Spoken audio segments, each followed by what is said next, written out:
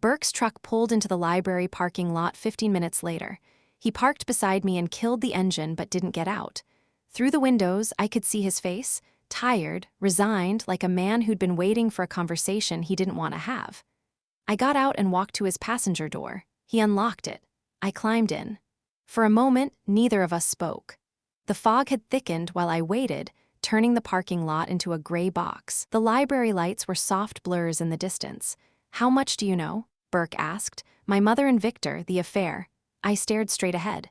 "Ruth Hensley told me, showed me the photos." Burke exhaled slowly. "I should have told you."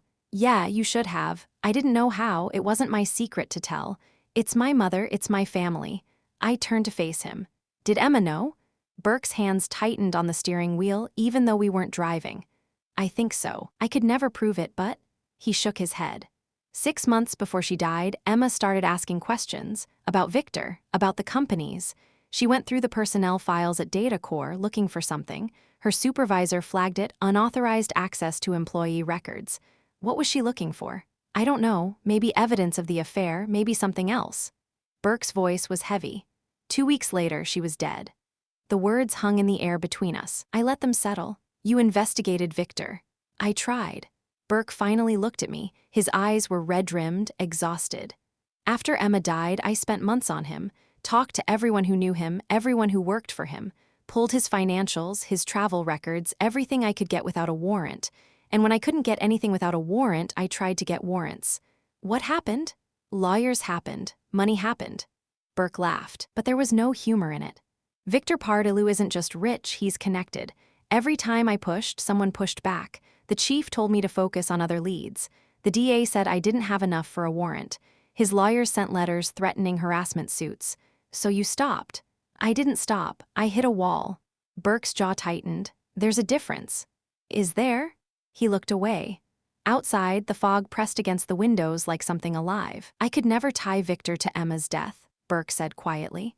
"He had alibis for the night she was killed, multiple witnesses, security footage. He was at a dinner party on the mainland, 40 miles away. Alibis can be faked. They can, but not that easily and not that completely." Burke shook his head. "I wanted it to be him, Sarah. God knows I wanted it. He was having an affair with your mother. He was connected to the company Emma worked for. He was rich and powerful and everything about him smelled wrong. But I couldn't prove it. And eventually the case went cold, and I had to accept that maybe it wasn't him after all. You never told my father." "No, about the affair." "What would have been the point?" Burke's voice cracked slightly. "Emma was dead. Your mother was dead. Your father was barely holding on. Was I supposed to destroy the memory of his wife on top of everything else?" I didn't have an answer to that. "I should have told you," Burke said. "When you came back, when you joined the department, I should have sat you down and explained everything, the affair, the investigation, why I could never close the case." He took a breath, but I didn't know how. I'd been carrying this for 20 years, and every time I looked at you, I saw Emma. I saw your mother. I saw everything I failed to do. Failed? I was supposed to solve it. His voice was raw now, stripped down to something honest. "That's my job, that's what I do, but I couldn't solve Emma's case, couldn't protect your family, couldn't even tell you the truth afterward." He met my eyes.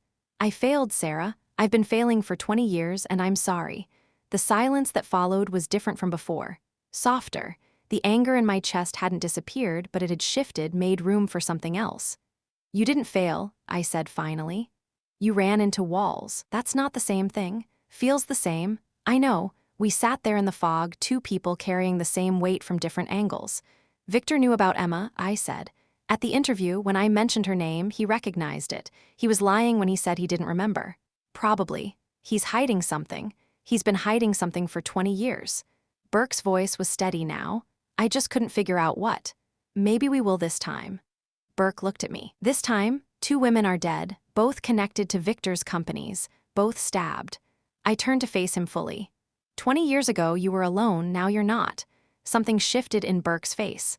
The wall that had been between us since my first day, the distance, the formality, the weight of things unsaid, cracked. "We do this right," he said. "By the book. No more confronting suspects alone, no more tipping our hand." Agreed. "And if we hit a wall again, then we find a way around it." I met his eyes. "Together." Burke held my gaze for a long moment, then he nodded. Okay, he said. Together. The fog outside was still thick, still pressing against the glass. But inside the truck, something had cleared. We had 20 years of secrets to unravel. It was time to start.